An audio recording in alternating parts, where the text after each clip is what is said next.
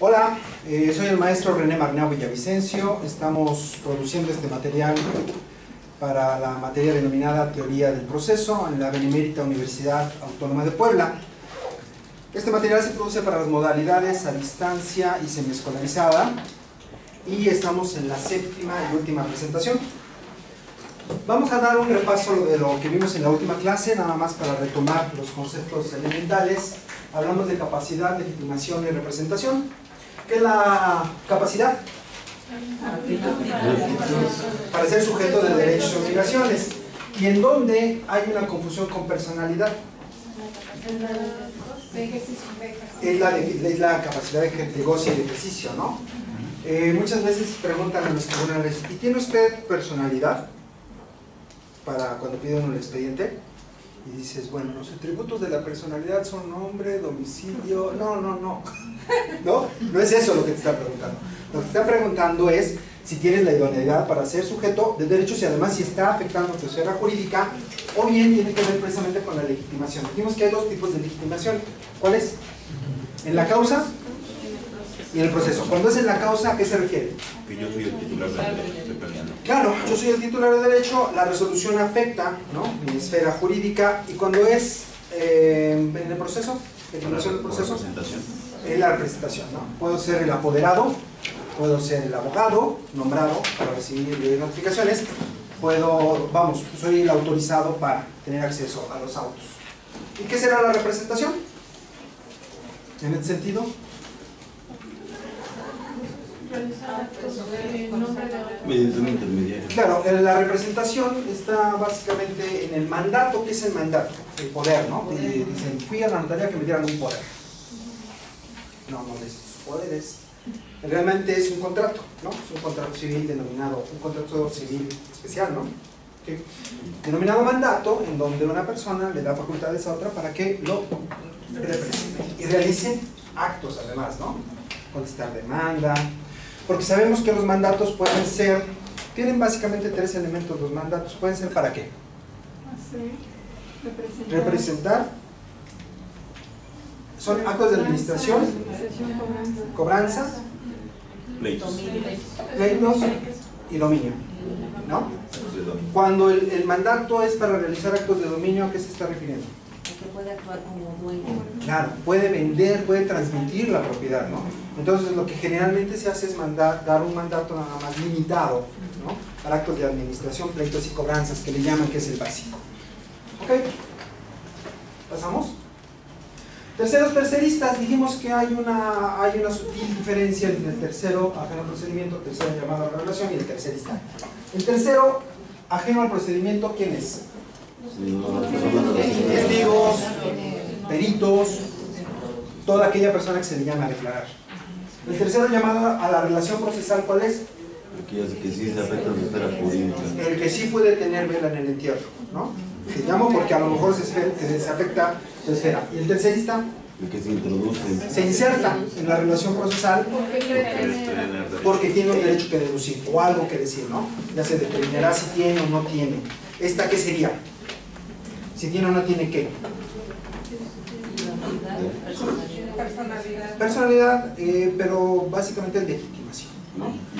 Si tienes legitimación, es decir, si tienes las cualidades necesarias para participar en este procedimiento e intervenir en él. El artículo 1 del Código General de Procedimientos Civiles dice: solo puede intervenir en un procedimiento quien tenga un interés y quien tiene el interés contrario. Solo pueden intervenir en él. Claro, se llama a muchas personas al procedimiento, como pueden ser los terceros ajenos, pueden ser los terceristas que se insertan, pero los que tienen, digamos, ahí el manejo del expediente solo son estos dos, y quien tenga también la legitimación en el proceso, que vienen siendo los abogados, ¿no? Los apoderados. ¿Vale? Proceso y procedimiento, ya lo dijimos, no hay más que decir, ¿no? Proceso conjunto de actos que tienen encaminados a un fin. Procedimiento es el cómo voy a aplicar estos actos para llegar a ese fin. Lo vimos desde el principio. Tiempo y actividad. Hay aquí términos que trabajamos cuando vimos la audiencia de ley que necesitamos manejar con mucha claridad. Preclusión, caducidad, plazo, término. ¿Qué es la preclusión? La pérdida de uno o más derechos. Preclusión. Pérdida de uno o más derechos. Pero el expediente sigue vivo, ¿no? O sea, dicen, bueno, ¿por qué no está vivo? Es que hay archivo muerto. De verdad, más a los tribunales, oiga, es que tenemos los de trámite y los de archivo muerto. Pero pues como, de verdad, y bueno, le hicieron santas, le hicieron sus velas a los expedientes. No, lo que pasa es que precisamente en estos ya no puedes hacer nada, ¿no? Ya están completamente terminados. ¿Cuál es la diferencia entonces con la caducidad? La caducidad es la pérdida de todos los derechos. Todos los derechos. ¿Y por qué decimos que son todos los derechos? Porque si el archivo muerto, el que está en expediente, exacto, ya no puedes actuar en él porque ha quedado caducado, venció un plazo, bueno, venció un término que básicamente en materia agraria se los he dicho de 4 meses, cambia, ¿no? Según el área, pero es cuando el actor deja de ¿qué?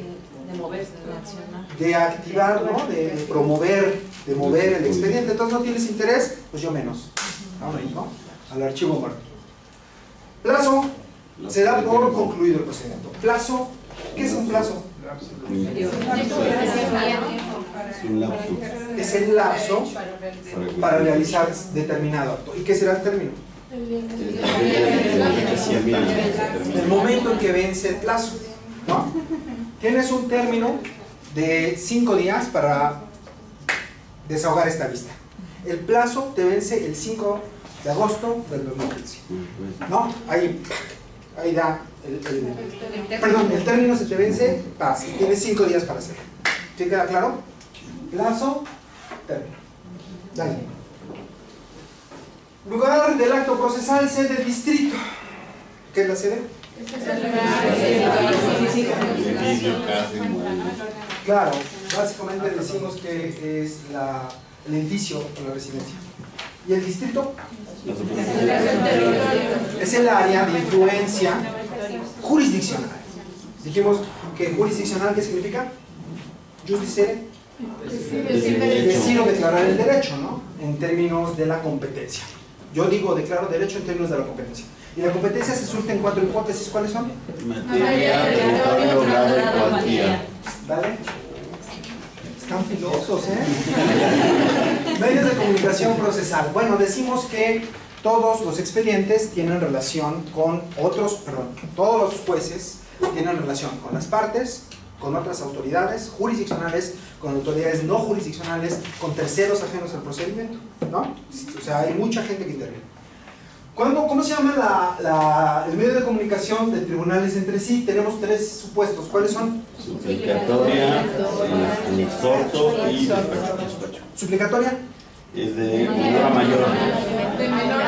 De menor a mayor. Te suplico, por favor, superior. No me patees, no me golpees, hazlo, ¿no? El despacho, De mayor a mayor. básicamente es hazlo.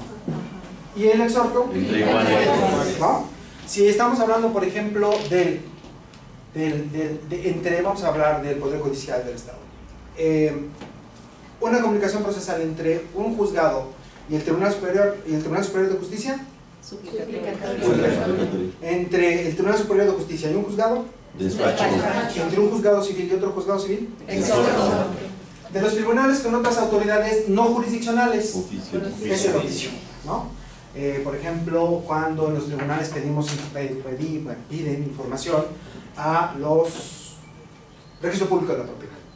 Registro Público de la Propiedad, ¿de quién depende? ¿Quién nombra al director del Registro Público de la Propiedad? ¿Gobernador? Son nombramientos administrativos. El Registro Público de la Propiedad es un órgano administrativo, pertenece al Ejecutivo Federal. Por lo tanto, si yo soy un órgano jurisdiccional y me voy a dirigir a un registro público, que es administrativo, es mediante oficio. Gire ese oficio al Registro Agrario Nacional para que, en términos del artículo tal, tenga bien remitir tal información. ¿Va? De los tribunales a los particulares dijimos que hay notificaciones, emplazamientos y citaciones. ¿Cuál es el género? ¿Por qué la notificación? Digamos que en términos generales es toda comunicación, ¿no? entre el tribunal y particular. Pero cuando yo te voy a llamar por primera vez a juicio, ¿cómo se llama esa notificación? Emplazamiento. Por lo tanto, el emplazamiento es la especie de la notificación. Es muy particular. ¿Y cuáles son los efectos del emplazamiento? Dar a conocer a alguien. Dar a conocer Que se que te están demandando. Someter a la jurisdicción. Que te estoy sometiendo a mi jurisdicción. Entonces, básicamente es darte a conocer que tienes una demanda. 2, que te someto a mi jurisdicción y a las normas procesales. Es decir, te voy a dar términos, te voy a dar para que me señales notificación, porque si no, te lo voy a hacer por estrados, ¿no? Todos los apercibimientos. Y la tercera viene a ser prevenir a los demás jueces para que conozcan. Y esto tiene que ver con la declinatoria y la inhibitoria. ¿Se acuerdan de esta? Sí. Bueno. Tribunales con autoridades o tribunales extranjeros. ¿Cuál es el supuesto? El solo causa rogativa, ¿no? Les comentaba de una vez en Chile, ¿no? Que pedimos una información a través de un exhorto, lo manejamos con exhorto. Va. Medios para realizar las notificaciones. Bueno, dijimos que son personales, por instructivo, por edictos y por otros medios. Personal. Directamente con el interesado.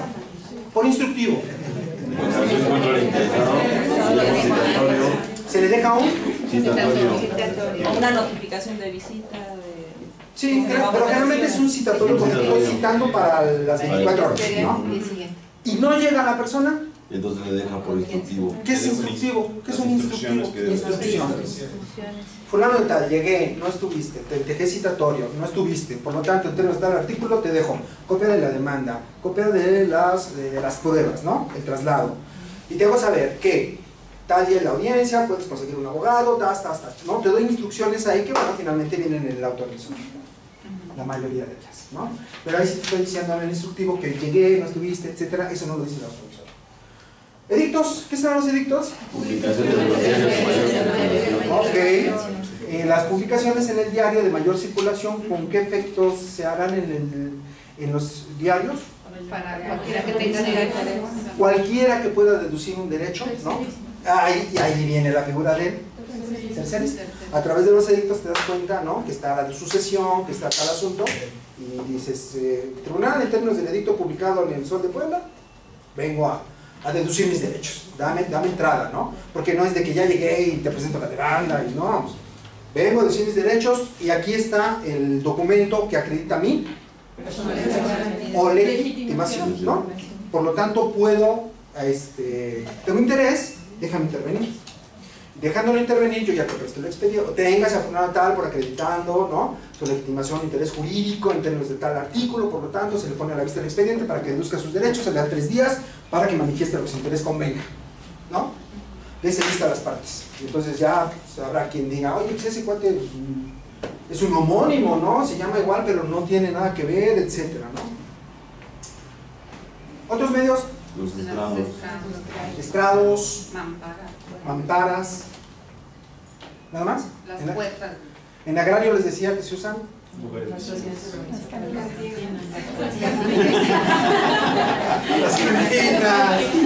las canchas de fútbol, la iglesia, ¿no? La presidencia municipal del poblado, de la cabecera más cercana, etcétera, ¿no? Por internet,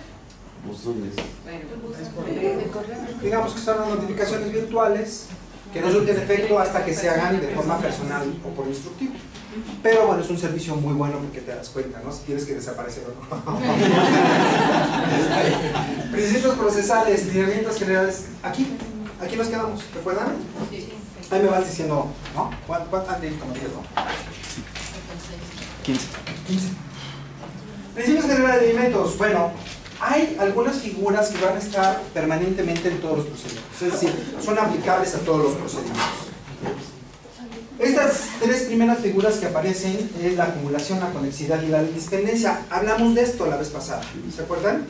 Cuando les decía que paramos algunos tribunales en los que se resolvía uno de un juzgado civil y todo esto. ¿Y en qué es la acumulación?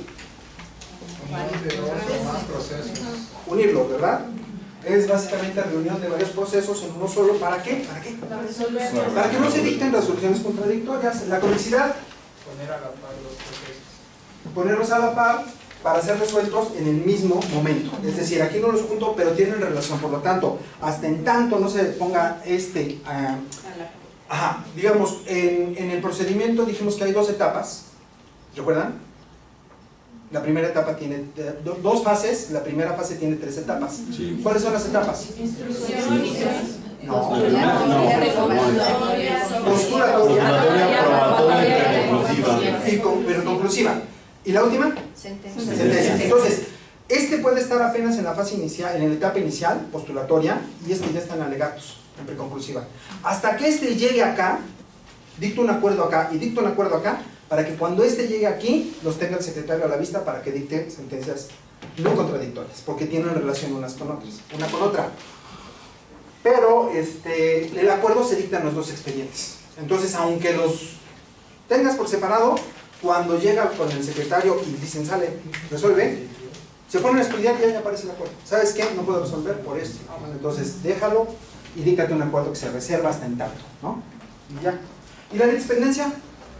Es espera de una Pleito pendiente. Puede ser de diferente materia, por ejemplo, que se resuelvan asuntos civiles para continuar el agrario, el Bien. penal. Ok. Entonces tengo que esperar, o puede ser el mismo tribunal, ¿no? Por ejemplo, puede ser el caso de que te estoy promoviendo la sucesión y también te estoy demandando ya la restitución. O alguien quiere y viene a declarar un mejor derecho sobre el bien que estoy pidiendo yo la sucesión. Entonces, vamos a esperar a que se resuelva esto. Con esto acredito con mi sucesión, acredito mi legitimación, y con mi legitimación puedo ya, o personalidad, puedo ya continuar, ¿no? o dar respuesta o hacer todo lo que tenga que hacer en el otro, ¿no? Hay un pleito pendiente o una... Porque en este caso no hay pleito pendiente porque generalmente las sucesiones son en vía de jurisdicción voluntaria. ¿Qué es la jurisdicción voluntaria? Cuando yo me someto a un Cuando no hay contraparte, ¿no? Dijimos que no hay una contraparte y solo son declarativas, no constituyen ningún derecho, nada más te declaro sucesor. En cambio, los controvertidos sí hay contraparte. Generalmente las sucesiones son en vía de jurisdicción voluntaria, generalmente, pero también puede ser controvertido. Aparecen 2 o 3 hermanos o alguien más y se echan la bronca, ¿no? Entonces pasa de jurisdicción voluntaria a controvertido, esperas a que se resuelva el controvertido y entonces ya con esto acreditarás tu derecho a deducirlo, ¿no? Porque ya tienes un derecho que se te puede afectar. ¿En una jurisdicción voluntaria hay un proceso? Claro, en todos los expedientes hay un proceso. En todo proceso nos había dicho de que hay un conflicto que resolver. Sí, generalmente es un conflicto. La jurisdicción voluntaria es la excepción.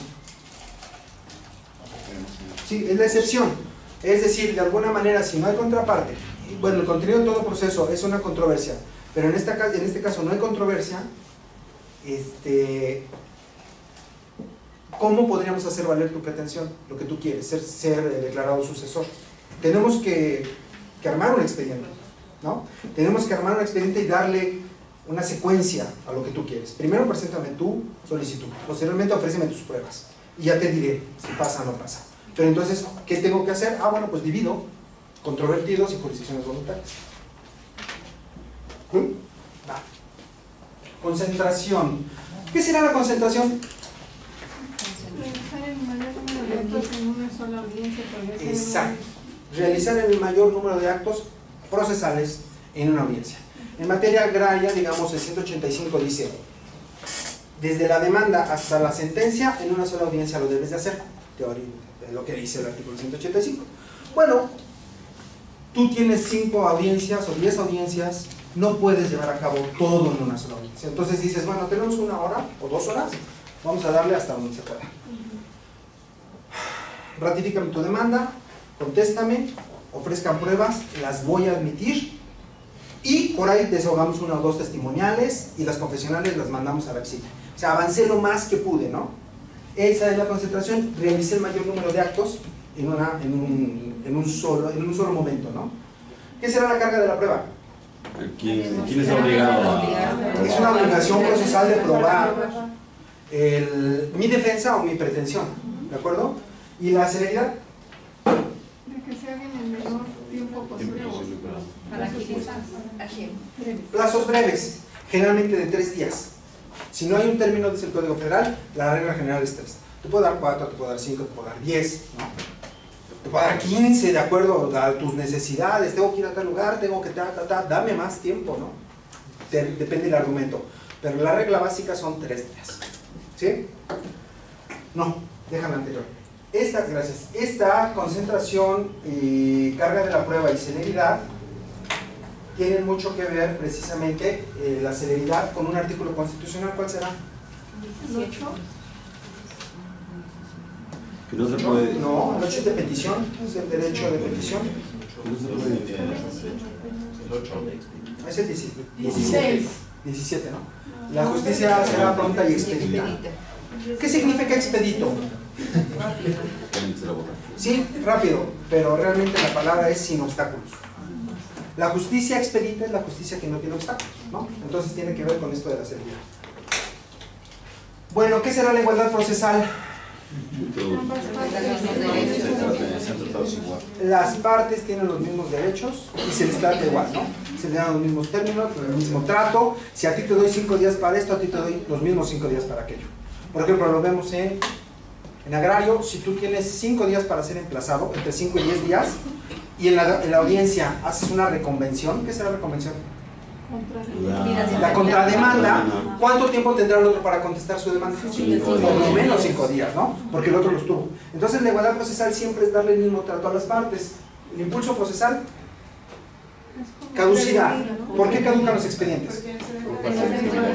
Porque no hay impulso procesal. Es decir, no hay un movimiento permanente o un interés por falta del impulso. Sin embargo, es una obligación también de las partes mover los expedientes, ¿no? Inmediación.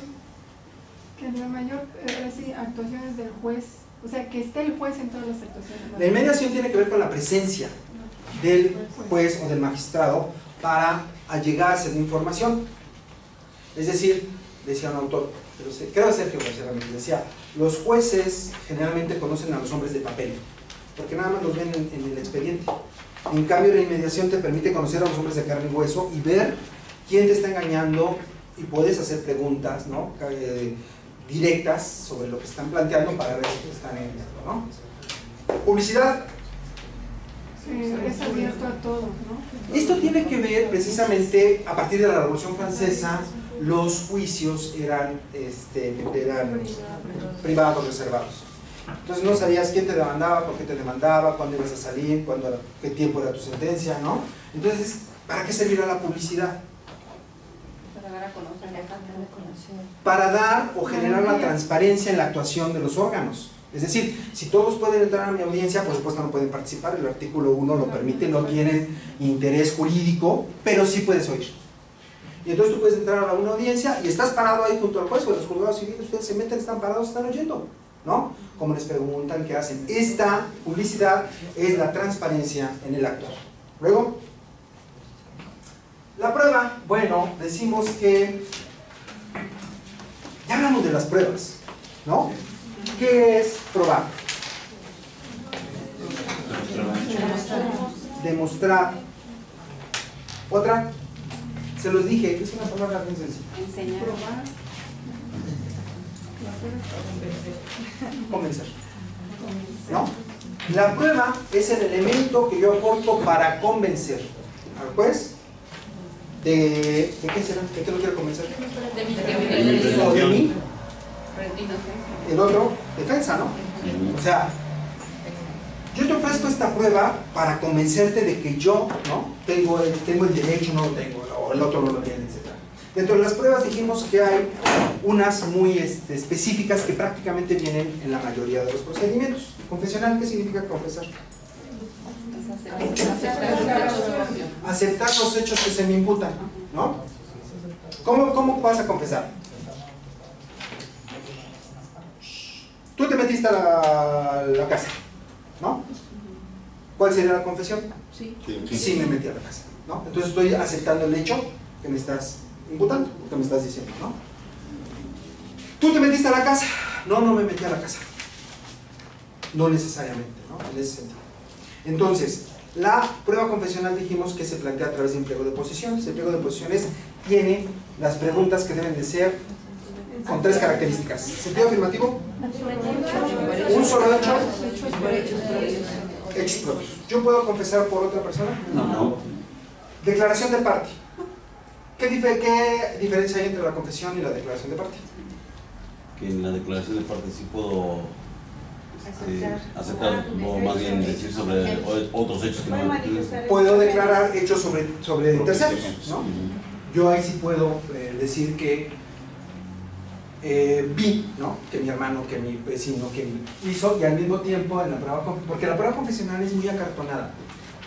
Acartonada en el sentido de que no te da mucho para conocer la verdad, porque es muy cerrada.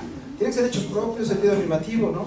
Y entonces en la confesión, en la declaración de parte tienes este chance de decir, oye, ¿y tu papá te la vendió? No sé, pregúntale a mi papá, ¿no? No se califica. Oye, ¿pero tu papá te la dio? En declaración de parte, ahí sí tienes. Y tienes que contestar, ¿no? ¿Sí me explico? Documento, ¿qué es un documento? ¿De dónde viene la palabra documento?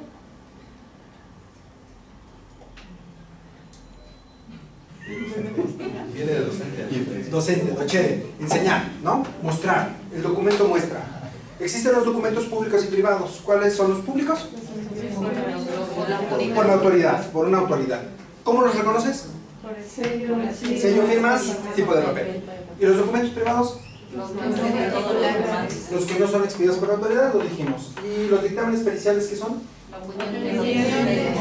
Opiniones técnicas de un experto, que el juzgado no tiene los conocimientos, ¿no? Puede ser en muchas materias. Inspección judicial. ¿Qué es la inspección judicial? La revisión Claro, algún objeto. ¿Qué diferencia hay entre la inspección y la pericia? La inspección no hay opinión, nada más es lo que capta por los sentidos. La inspección es por los sentidos, por medio de los sentidos. ¿Y la pericia? Es una opinión. Conocimientos técnicos, ¿no? De especialista o profesionales. Testimonial. ¿Qué es el testimonio? La declaración de terceros. Declaración de terceros hechos por personas diferentes a las partes, obvio, fotografías, videos, no hay nada que explicar. Presunción. Es un razonamiento que yo, como juzgador, voy generando, porque desde la prueba documental tengo la presunción de que efectivamente eres el titular, ¿no? Se presume. Pero del documento X, consistente en una resolución en vía de jurisdicción voluntaria, veo que este derecho que tú dices tener ya fue transmitido o fue generado hacia otra persona, porque dices que tu papá te lo vendió y aquí me exhibes el documento de compraventa, pero hay una sucesión de este lado, por lo tanto, yo deduzco que ya no eres el titular. Sin embargo, de la testimonial, yo voy presumiendo que tienes la posesión, pero que esta posesión no es generada con un documento idóneo, ¿no? Que le llaman el justo título. Y voy presume, y al final te digo, no es así, por esto. Pues digo, sí, efectivamente. De todas las presunciones yo saco esto. Legal y humana, ¿no? Bueno, pásale. Tipos de decisión jurisdiccional. Bueno, en los tipos de decisión jurisdiccional dijimos que existen acuerdos autos proveídos, resoluciones interlocutorias y sentencia. Acuerdos autos proveídos. ¿Para qué sirven estas decisiones? Son de trámite. ¿Dónde se dictarán entonces los acuerdos autos y proveídos en el procedimiento? En la instrucción, ¿no? Para admitir, para plantear la demanda y su contestación, el desahogo de pruebas y los alegatos, yo tengo que estar dictando acuerdos autos o proveídos, ¿no? Te admito tu demanda, te emplazo, ofrézcame pruebas, te fijo fecha para el desahogo, te las tengo por desahogadas, te pido tus alegatos, son acuerdos, ¿no? Autos o proveídos, ¿no? Por acuerdo de tal fecha, yo te pedí, ¿no? O por auto, por proveído de tal fecha, se te dio tal término, ¿de acuerdo? Las interlocutorias, ¿qué serán? Las decisiones intermedias, que no ponen fin a... Son las decisiones que se dictan en las excepciones que plantean, ¿no? Que se plantean, ¿vale? Los incidentes. Los incidentes, digamos que son los vehículos en los que viajan las excepciones, por ejemplo, la falta de personalidad. Tú me planteas falta de personalidad, Entonces el tribunal dice, bueno, vamos a parar el expediente, acredítamelo, dame pruebas por qué sí, por qué no, pues lo que tengas que ofrecer, alégame, y te dicto una interlocutoria.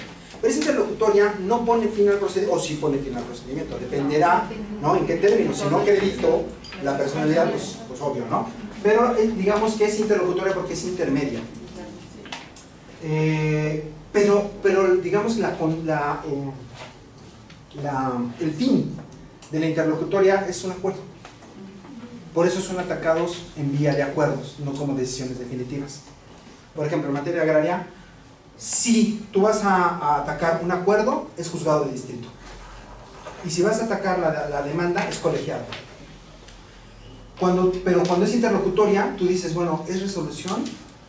¿Es sentencia? ¿O es acuerdo? Es acuerdo. Porque no pone fin al procedimiento, ¿no? A menos que si le ponga fin, diga, tú no tienes personalidad, aquí termina el juicio, un dicto sentencia. Bueno, entonces ahí sí.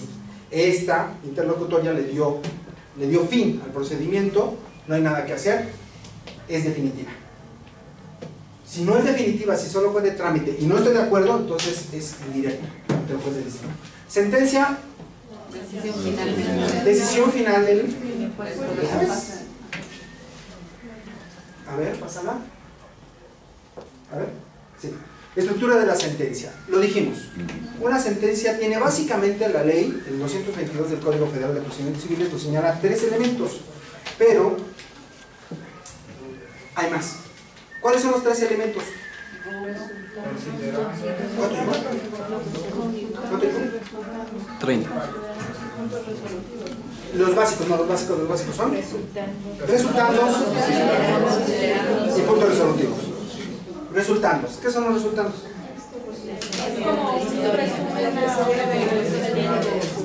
Es el antecedente histórico. ¿Sí? ¿No? Resulta que me presentaste la demanda, resulta que emplacé, resulta que pedí, resulta. Considerandos. Dice, los razonamientos lógicos jurídicos, bueno, de alguna manera, ¿no? Son las premisas. Premisa mayor, la norma, premisa menor, el hecho. Y la conclusión es el razonamiento. Quien mate tiene 20 años de prisión. Pedro mató, Pedro tiene 20 años de prisión, ¿no? Ese es el razonamiento. ¿Por qué? Porque lo dice la ley, el hecho coincide y lo vas tejiendo, ¿no? Entonces, los resultandos, los considerandos, son los razonamientos que yo voy haciendo con la norma y con el hecho, ¿no? Y voy viendo si efectivamente casa o no casa. Considerandos, puntos resolutivos. Decisión final breve. Ganaste en términos del considerando 3. ¿Por qué? Léelo. Aquí dice ganaste. Perdiste. ¿Por qué? Por el 4. Léelo. Ahí está. No te lo voy a estar repitiendo, ¿no? Los puntos resolutivos, digamos, es la decisión breve que todo el mundo busca, ¿no? Gané, perdí. Eso es lo más importante. Ahora ya, ¿por qué? Es lo que voy a atacar. Que son, digamos, los agravios, ¿no? No me valoraste tal prueba, y eso ya lo dirás en su momento. Pero dijimos también que hay más elementos en una sentencia. ¿Qué es el rubro? El número de expediente. Número de expediente, poblado, partes. ¿Qué son el introito? El número de expediente más del... Digamos que son los datos ya más generales, ¿no?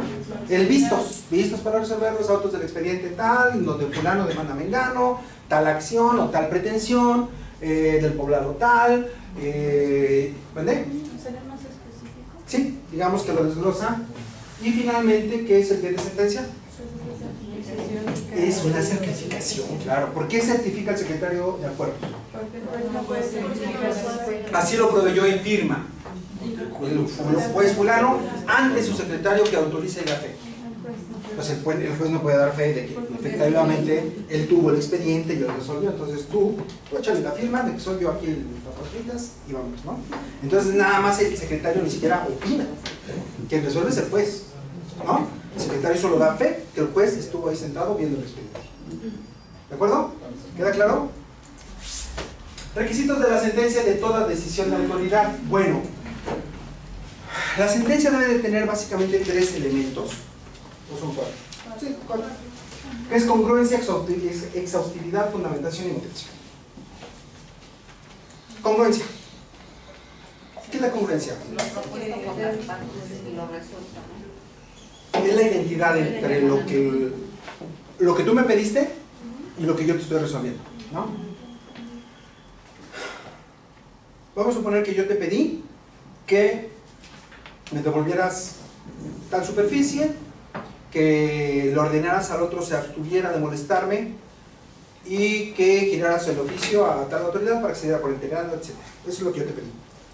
Y entonces tú resuelves que el otro nunca recombinó, el otro nunca dijo nada, pero entonces tú resuelves que quien tiene derecho realmente no es ninguno de los dos, sino un tercero, ¿no? Y entonces voy más allá de lo que me pediste, ¿sí? Entonces no hay congruencia, yo te estoy pidiendo esto, resuelven esto. Oye, pero es que el otro, bueno, que te lo diga el otro, dale la intervención al otro, que deduzca sus derechos, a mí resuélveme lo que te pedí, ¿no? Esa es la congruencia. La exhaustividad. Es todo lo propuesto por las partes. Resolver todo. No te puedo resolver 1, 2, 3 pretensiones y las otras 2 no. Si tú me pediste 5 cosas, las 5 te lo resuelvo. Si me pediste 10, las 10 te lo resuelvo. No puedo decirme o decirte que con 3 queda resuelto. ¿Por qué? Porque hay más cosas pendientes, ¿no? Y dime por qué no me lo das. Fundamentación. Basarse en la ley. Siempre debe de haber un artículo, ¿no?, que regule el hecho, porque de ahí viene el silogismo. ¿De acuerdo? El artículo dice esto, el hecho dice esto, entonces yo ya puedo sacar mi consideración, que quiere decir que no se puede sacar nada de la manga si la ley no lo señala, ¿no? O los principios generales de derecho, porque también los principios generales de derecho algunas veces funcionan en materia agraria, ¿no? Y motivación. Razonamiento de bien. Exacto. Sobre su decisión. Dice la Constitución que todos los actos de autoridad deben de estar fundados y motivados, pero fundados, se fundan ciudades, ¿no? Se fundan empresas, ¿eh? Es fundamentados. Entonces, la fundamentación es el artículo y la motivación es La premisa. lo que tú dices, el razonamiento, ¿no?, las premisas y el por qué. ¿Sí? ¿De acuerdo? Entonces es debe de haber identidad de lo que tú te estoy pidiendo y lo que tú me estás resolviendo. Debes resolverme todo lo que te pedí. Debes de señalarme el artículo y debes de señalarme por qué. Si yo violo uno de estos preceptos, ¿qué pasa? Claro, la Constitución protege esto básicamente ¿en qué? ¿En qué artículos? 14, ¿no? Toda decisión debe estar debidamente fundada, motivada, nadie puede ser molestado, ¿no? ¿Es este? Sí. Es el 16. Entonces toda sentencia debe estar motivada, toda autoridad debe de estar. Es 14 y 16, ¿no? Audiencia y legalidad. Toda decisión debe estar debidamente fundada y motivada. Va. Impugnación. Creo que ya acabé. ¿Sí, no? ¿Sí? ¿Es la última? ¿Sí? Ok. ¿Qué es impugnar? ¿Qué será impugnar? No estar de acuerdo. Todos los procedimientos son impugnables, ¿no? Es decir, debe de haber por lo menos 2 instancias. Quien emite el acto de autoridad y quien puede revisar, el ACUO y el ACUE. Cuando hablamos de la unidad de la función jurisdiccional, en relación con lo procesal, dijimos que en todo proceso existe un principio general de impugnación. ¿Por qué creen que exista este principio general de impugnación?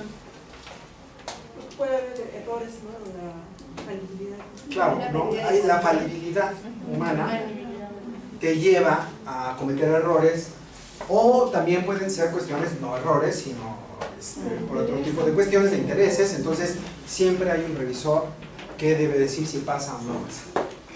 Los medios de impugnación son los instrumentos procesales ofrecidos por las partes para provocar un control sobre las decisiones del juez, generalmente encomendando a un juez de mayor jerarquía, ¿no? Siempre lo voy a pedir a uno superior. Sin embargo, ese control puede ser realizado por el mismo juez al que se le impugna su decisión para llevar a cabo una revisión de lo decidido. ¿Cuándo habrá ante el mismo juez cuando yo le digo, oye, esto está mal, chécalo de nuevo? ¿Reposición del proceso? ¿Perdón? Cuando hay una reposición del proceso. Cuando hay una reposición del proceso, o en términos del 58, del Código Federal de Procedimientos, dice que el tribunal en cualquier momento podrá, ¿cómo dice? De alguna manera la idea es, no lo recuerdo ahorita literal, pero es dictar los acuerdos necesarios en caso de algún error, ¿no?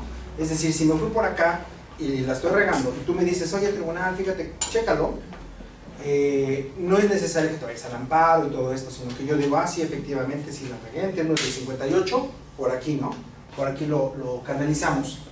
Entonces, puede ser ante el superior jerárquico o puede ser ante el mismo tribunal, chécalo, ¿no? Los recursos reglamentados en cada sistema jurídico pueden variar en número y en denominación, lo cual depende de cuestiones legislativas.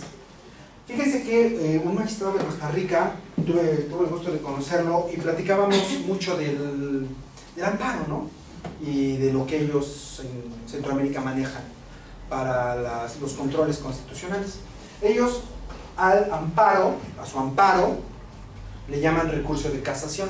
¿Por qué creen que se llama recurso de casación? ¿Qué va a hacer el juez de alzada o el superior? Va a buscar el error. Va a empatar, va a casar la norma que tú dices con lo que está diciendo el juez y lo casa. Es decir, busca que coincida. Entonces sería un recurso de coincidencia, ¿no? Pero le llaman casación. Pero finalmente es nuestro amparo, ¿no? Oye, es que este artículo lo está haciendo, o lo está interpretando mal.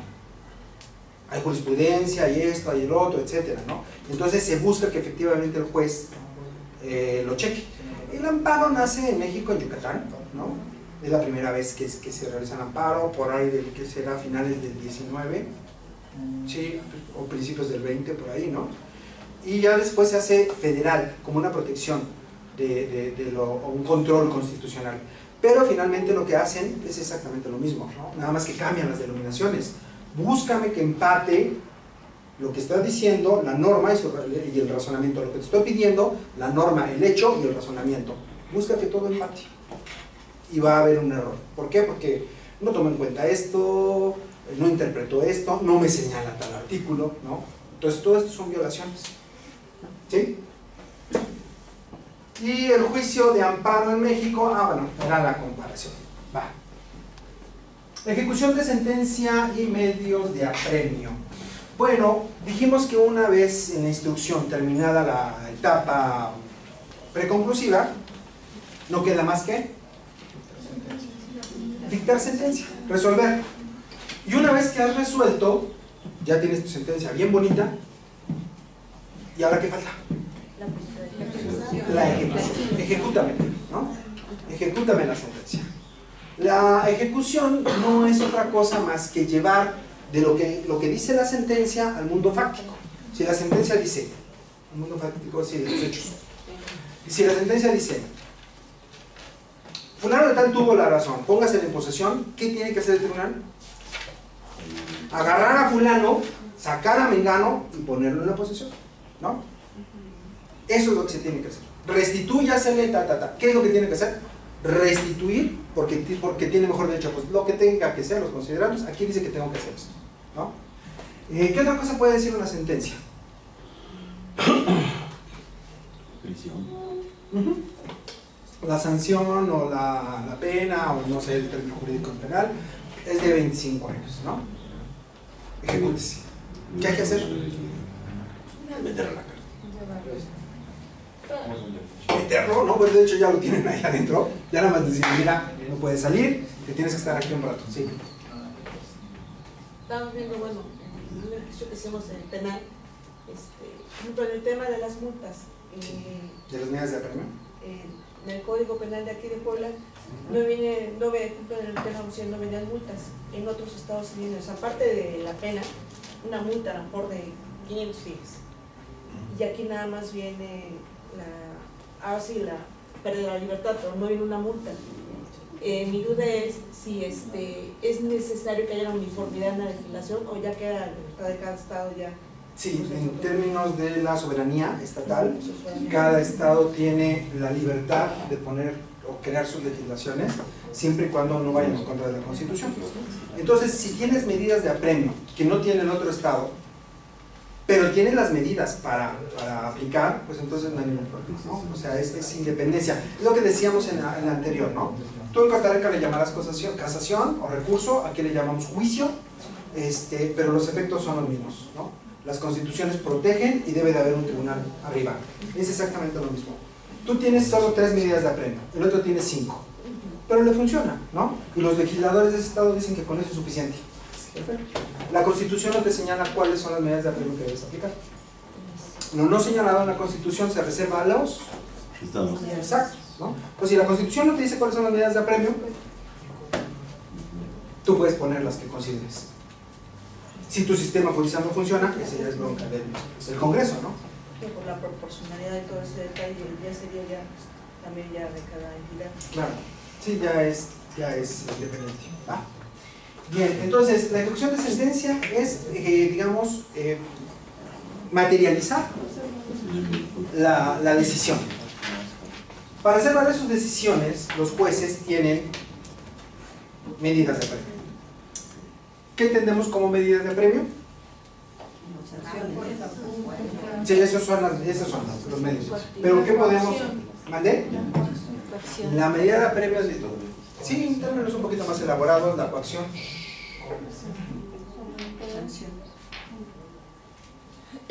Son digamos, los dispositivos jurídicos que tienen una autoridad para hacer valer sus decisiones, ¿no? Diría Miguel Carbonell, son los dientes de las leyes, de las normatividades. Si una ley no tiene dientes, no muerde, nadie la va a obedecer, ¿no? Entonces, te digo a ti, juez, haz esto, resuelve, pum, pum, pum, pero no te doy medidas de apremio, pues no sirve para nada, ¿no? Tu decisión. Bueno, pues te doy esto, dictas tu sentencia, y si no te obedecen, haces esto y esto. Entonces, ahora sí, con estos elementos, si no haces lo que te estoy pidiendo, yo te puedo aplicar alguna de estas medidas. Para que yo te aplique una medida de apercibimiento, generalmente se utiliza el apercibimiento. ¿Qué es el apercibimiento? La advertencia, ¿no? Dice la ley. Puedes, en un término de 3 días, pedirle a las partes cualquier documento. La regla general es de 3 días dada la celeridad. Y entonces a mí como tribunal me urge mucho que tú, porque si no me estás parando el procedimiento, me entregues tal documento. O hagas tal. Entonces yo lo que digo es, en términos de tal y tal artículo, y toda vez que estás obligado a las relaciones procesales y a las obligaciones procesales, te requiero para que, en un término de 3 días, me exhibas tal documento, apercibido, que de no hacerlo, y ahora sí, puedes decirle qué le vas a hacer, ¿no? Y entonces el otro ya sabrá si lo hace o no lo hace. Pero ya también tienes el chance de decir, te lo dije, ahí te va, ¿no? Y te lo vuelvo a requerir, y si no, paso a la que sigue. Y no, y paso a la que sigue. Pero entonces primero te echo aguas. No es de que no cumpliste y ahí te va, ¿no? Siempre debe de haber un apercibimiento. Previo sin apercibimiento, los juzgados de distrito generalmente toman las medidas de apremio. Las toman porque debes primero apercibir. No puedes aplicarme una sanción si no me dices que me la vas a aplicar. ¿Cuál es entonces? Bueno, les dijimos entonces que es una potestad del juez para hacer valer sus decisiones. ¿Qué es potestad? El poder. Poder, el imperio, ¿no?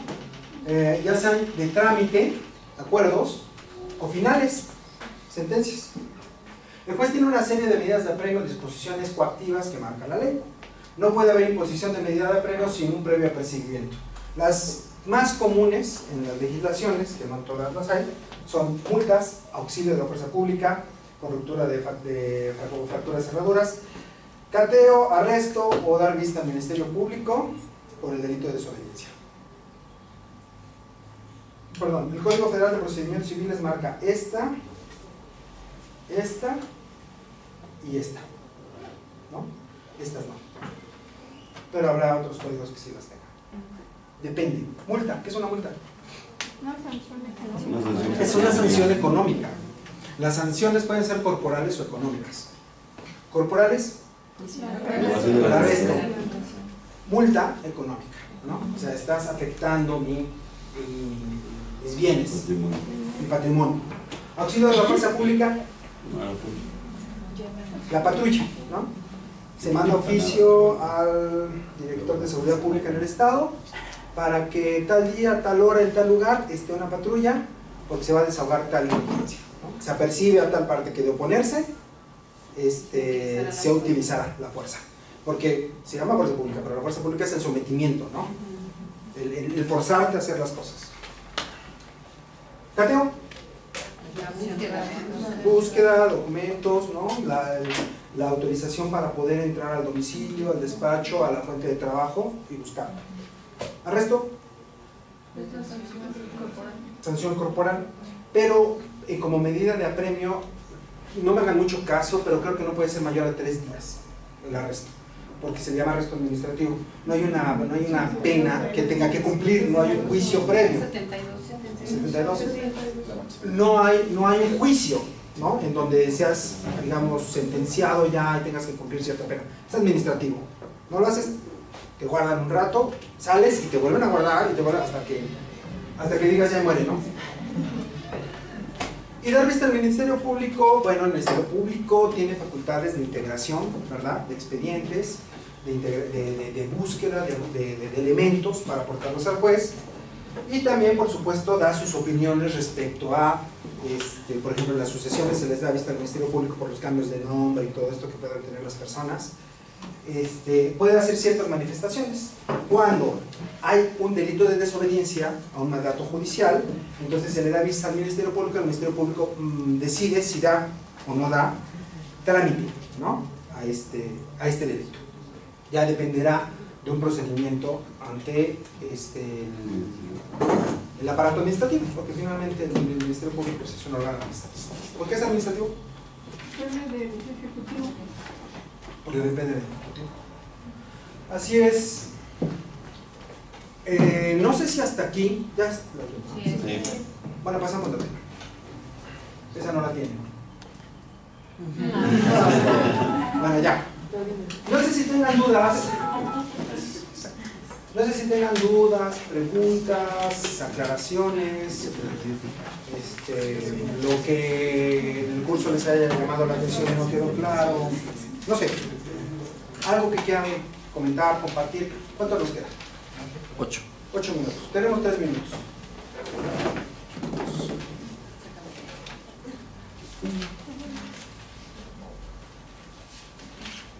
¿Todo bien? ¿Allá atrás? ¿Todos en orden? ¿Sí? Bueno, con esto damos por terminado entonces las presentaciones del material que se realizó para el curso de teoría del proceso. Probablemente por ahí cometí algunos errores. No sé si gustan compartirlo posteriormente o mandar un correo, aclarar alguna situación, pues con mucho gusto nos metemos a la doctrina, nos metemos a la jurisprudencia, nos metemos a muchas fuentes para decir el porqué. Finalmente, recuerden, lo que yo les dije desde un principio, esto es un marco conceptual. El marco conceptual no es más que el conjunto de elementos básicos, los conceptos clave, que yo debo de tener idea de qué me están hablando para poder intervenir en los procedimientos. ¿Qué es un acuerdo? ¿Qué es un proveído? ¿Qué es una sentencia? ¿Cuáles son las partes de la sentencia? ¿Cuáles son las partes del juicio? ¿No? ¿Quiénes pueden intervenir? ¿Por qué pueden intervenir? ¿Por qué no pueden intervenir? ¿Cuáles son las pruebas? ¿No? Todo esto es el marco conceptual necesario para que lo apliquen en la mayoría de los procedimientos. ¿Sí queda claro esto? Bueno, pues entonces con esto damos por terminado nuestro curso de teoría del proceso. Yo les agradezco mucho su atención y sería todo. Gracias.